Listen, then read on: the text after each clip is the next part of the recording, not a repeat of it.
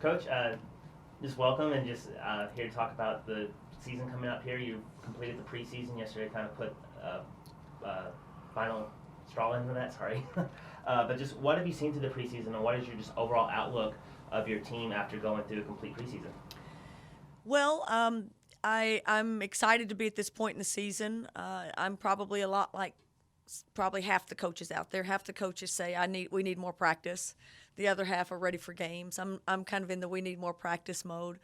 Um, I'm thrilled with the two experiences that we had. We had a close scrimmage against obviously a very tough team and learned a lot from that. And then had an exhibition where the lights are on and fans can come and our young players got to experience that environment. So I feel like we've put them in really good position to learn and to get some experience and to hopefully calm down and be ready to approach a really big time schedule that we have in front of them, and that begins Tuesday night. And this is year two for you and your staff as well. The majority of your staff, you did bring on a couple of new assistants. How has it been for you transitioning from year one to year two? A little bit more familiarity in the program. You're familiar with the Palouse, a little more familiar with where everything is in Beasley. How's that been just transitioning from year one and to year two? Well, you don't really ever know. It's like birthdays. You don't really ever feel a difference in a year. You just put day after day after day behind you, and you approach the next day and you go, what do we have to do today? And that's really where we are. We're just such a process-driven staff and program, and trying to institute that kind of thinking, that kind of mindset. Very much competitive, but competitive in the sense that let's get better than we were yesterday. Let's be better than we were individually. Let's be better as a team. And I think that mindset is really just what we've, as far as building a culture that's built around that, that's really where we've spent most of our time, most of our talk, most of our practices are designed to grow that mentality and to grow those behaviors of what competitive excellence looks like, what scholastic excellence looks like, what being a great teammate, an excellent teammate looks like. And so those are the vocabulary, the talks, the expectations, the behaviors that we're trying to make sure our players are developing and growing in. And so that's just where I feel we're better than we were a year ago. We're way further along on that process than we were a year ago, and we're not as good as we need to be tomorrow. So hopefully we just we take it one day at a time and continue in this process of growing toughness and a great competitive spirit. You have a young roster, but it's an experienced roster as well. You've got two seniors that really lead the way. They're kind of the straw that stirs the drink a little bit. But you have a lot of returners. You bring back 9 players from last year's squad. What have you seen from just that group in this offseason, and what are kind of your expectation of those returners coming into your program or into your system here in year two? Well, I just love how our team approached the spring and the summer and the fall. I mean, we really had a breakthrough, I think, in the spring last year. I think our senior leadership and Chanel and Bobby, those two couldn't be in the gym more, couldn't devote more of themselves to the game and improving. They're trying like crazy to bring the other groups along, but also at the same time, as good as they've been, our younger players have really bought in. They're unbelievably hard workers. I'm trying to imagine what Sheer. She went home to Israel for 6 weeks, and there's no telling how many shots she put up this summer. We told them 1,500 makes every week, and she did more than that. So the work ethic is in place here, from our young players to our older ones. And again, that's a great sign. That's a great step in the way that we've got to go. We're also somewhat young. Players got to play last year that probably weren't ready, freshmen. Now they're sophomores, so they're better.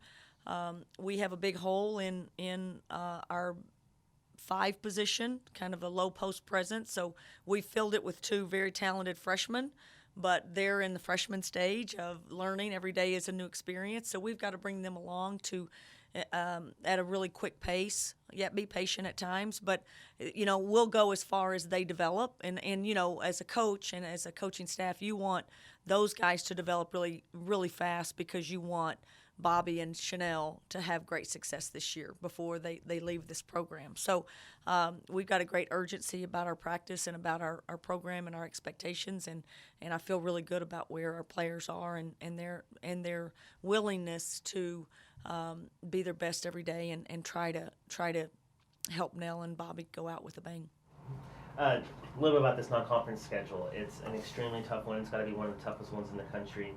You're going to be playing 8 teams that played in a postseason or in the NCAA tournament, and a handful of teams that played in the WNIT CBI last year, along with trips to the Virgin Islands, where you're going to be facing 3 extremely tough opponents, and a trip to Miami, where you're going to be playing a pair of NCAA tournament teams again.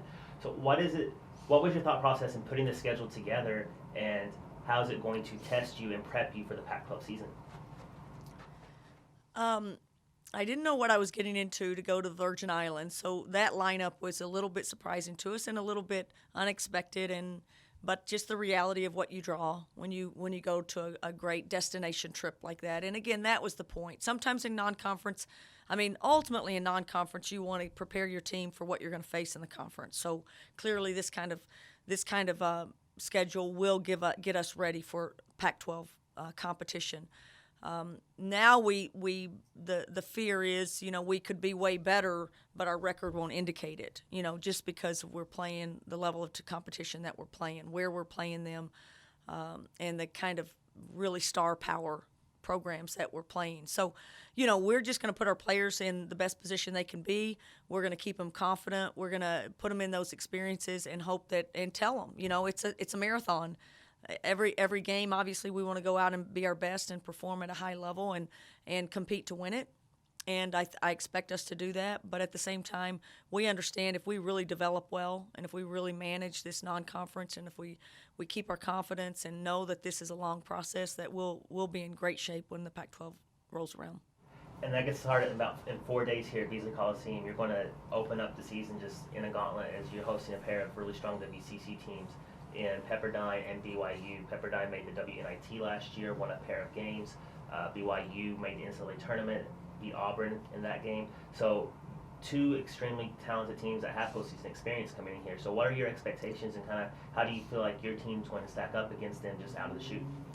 Well, again, I think I'm going to rely on those two seniors that we have in our program to really lead the way. But we do. We open up with Pepperdine, who has a new coach, who's very experienced in the game. And so we don't totally know what kind of system that they will run. And everybody's in the same boat. You can't totally scout very much in the early part. And so you have to develop, or you have to count on just how you've prepared your team. And we want to be really smart in how we prepare. And clearly we've been working towards some of the competition that we're going to compete against. Pepperdine, Brigham Young. Brigham Young brings a whole another level of size. They have someone who's 6'7" or 6'8", I think, and so it's maybe even last night was a good indication of what we're going to have to face here shortly. So again, everything that we put on our plate is to prepare us for Pac-12. I think we're playing at such a high level. Even the mid-majors, that so-called mid-majors, are truly some of the top teams and programs in the country. Some of them are top 25. So their programs are in a really strong position. And so we're really the underdog in many of these games. So we're going to be who we are. We're going to build on what we're doing here. We're going to be scrappy. We're going to be gritty. And we're going to be confident in walking out into our home court and hoping that we really compete well and put ourselves in a position to win the game.